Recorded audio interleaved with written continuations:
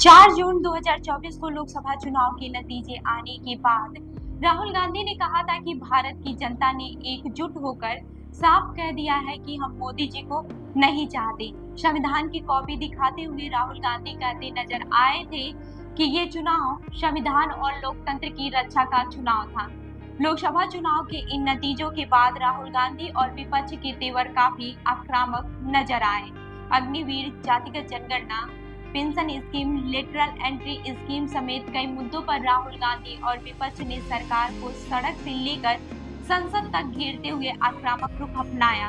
Lateral entry scheme जैसे मुद्दों पर तो सरकार को यू टर्न तक लेना पड़ा। ऐसे में जब करीब 2.5 महीने के बाद जम्मू कश्मीर और हरियाणा के चुनाव की तारीखों का ऐलान हुआ तो कांग्रेस प्रचार और तैयारियों को लेकर आत्मविश्वास में नजर आ रही थी। राहुल गांधी की ओर से भी जीत के दावे किए जा रहे थे।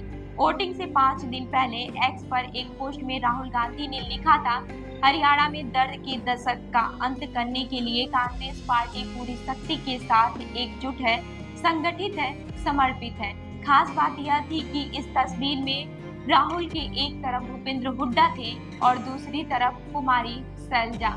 अब 8 अक्टूबर को आए नतीजों में कांग्रेस को उम्मीदों के उलट हरियाणा में हार का सामना करना पड़ा है। पार्टी ने यहां की 90 विधानसभा सीटों में से 37 सीटें और 39% वोट शेयर हासिल किया है। वहीं जम्मू कश्मीर में नेशनल कॉन्फ्रेंस और कांग्रेस के गठबंधन को जीत मिली है, लेकिन कांग्रेस के खाते में महज 6 सीटें आई हैं, जिसमें से एक सीट जम्मू क्षेत्र से मिली है, जो इस क्षेत्र में कांग्रेस का अब तक का सबसे खराब प्रदर्शन है। हरियाणा में हार और जम्मू कश्मीर में कांग्रेस की गठबंधन वाली जीत के बाद कांग्रेस के प्रदर्शन और राहुल गांधी के नेतृत्व पर एक बार फिर चर्चा शुरू हो चुकी है। बता दें कि राहुल गांधी लोकसभा में विपक्ष के नेता हैं और विपक्ष के सबसे बड़े चेहरे भी हैं। लोकसभा चुनाव के बाद वो काफी सक्रिय नजर आए। इन महीनों में जब कई मुद्दों पर राहुल गांधी सरकार को घेरते दिखे, तब उन्हें इंडिया गठबंधन की दूसरी पार्टियों का समर्थन भी मिला। ऐसे में अब इन चुनाव में पार्टी के प्रदर्शन का असर राहुल गांधी के इंडिया गठबंधन में स्वीकार्यता पर क्या पड़ेगा? इस सवाल के जवाब में वरिष्ठ पत्रकार अदिति फडणवीस कहती हैं कि इंडिया गठबंधन में राहुल गांधी की जिस तरह की छवि है, इस हार का उस पर कोई असर नहीं होगा। फडणवीस कहती है, मुझे नहीं लगता है कि इंडिया गठबंधन इसे राहुल गांधी की हार मानेगा। हार हुई है तो वो भूपेंद्र हुड्डा जी की हुई है। मुझे नहीं लगता है कि इंडिया गठबंधन के केजरीवाल या कोई और ये कहेगा कि राहुल आपने हमें हराया। अदिति ये भी मानती है कि इस हार के बाद भी राहुल गांधी के चुनावी तेवर, उनके बोलने के लहजे और सरकार पर कटाक्ष करने के तरीके में कोई कमी नहीं आएगी। वहीं वरिष्ठ पत्रकार विनोद शर्मा कहते हैं कि हरियाणा की हार से इंडिया गठबंधन के सहयोगियों का विश्वास कांग्रेस पर कम होता दिखेगा। वह कहते हैं कि कांग्रेस अपनी तलवार पर खुद ही गिर गई है, अपने ही अंदर के विरोधाभासों से हार गई और एक जीता हुआ चुनाव हार गई। इससे कांग्रेस के आत्मविश्वास पर सवाल उठते हैं और इंडिया गठबंधन के सहयोगियों का भी कांग्रेस पर विश्वास कम होता है। अनुराधा भसीन कहती हैं कि जम्मू कश्मीर और हरियाणा के नतीजों का राहुल गांधी के नेतृत्व पर क्या असर पड़ेगा, ये कहना जल्दबाजी होगी। अभी 2 राज्यों के चुनाव बाकी हैं, जिसमें महाराष्ट्र और झारखंड शामिल हैं। वहीं महाराष्ट्र और झारखंड में इस साल के आखिरी में विधानसभा चुनाव हो सकते हैं। महाराष्ट्र में कांग्रेस शिवसेना यानी कि यूबीटी और राष्ट्रवादी कांग्रेस पार्टी शरद पवार का गठबंधन है। झारखंड में कांग्रेस और हेमंत सोरेन की पार्टी झारखंड मुक्ति मोर्चा का गठबंधन है। आरजेडी और माले भी इस गठबंधन का हिस्सा है। वहीं विश्लेषक मानते हैं कि आगामी झारखंड और महाराष्ट्र के चुनाव में हरियाणा के नतीजों का असर होगा। ऐसे में अब कांग्रेस का राहुल गांधी की चुनौतियों को कुछ हद तक बढ़ जाएंगी।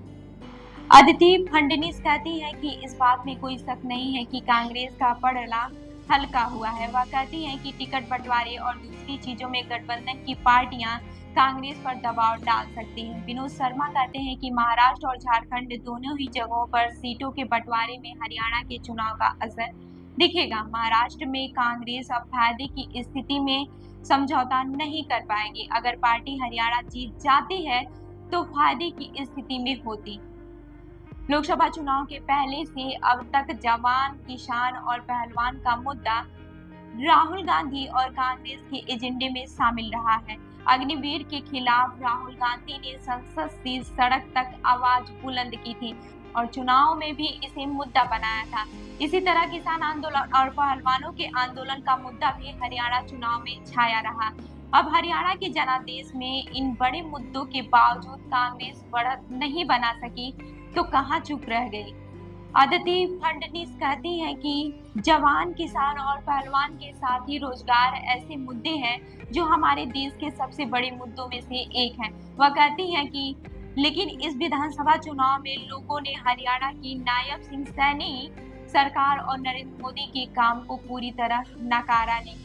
साथ ही निर्दलीय उम्मीदवारों ने भी जो वोट काटे उसकी वजह से भी ऐसे नतीजे आ सकते हैं। विनोद शर्मा इस सवाल पर आगे बात करते हुए कहते हैं कि आगामी महाराष्ट्र और झारखंड के चुनाव में मुद्दे वहां के स्थानीय होंगे और उसी हिसाब से कांग्रेस को चुनाव लड़ना होगा। आखिर में राहुल गांधी के प्रदर्शन पर विनोद शर्मा कहते हैं कि उनके पूरे दृष्टिकोण को एक या दो चुनाव से नहीं आंका जा सकता। वह कहते हैं कि मुझे एक बार अटल बिहारी वाजपेयी जी ने कहा था, मैंने बस एक चुनाव हारा, लड़ाई जारी है। एक चुनाव हारने से लड़ाई खत्म नहीं होती। राजनीति एक निरंतर चलने वाली लड़ाई है। तो इस खबर पर क्या है आपका कहना, हमें जरूर बताएं। मैं हूं रूबी आपके साथ और आप देख रहे हैं जनदर्पण न्यूज। धन्यवाद।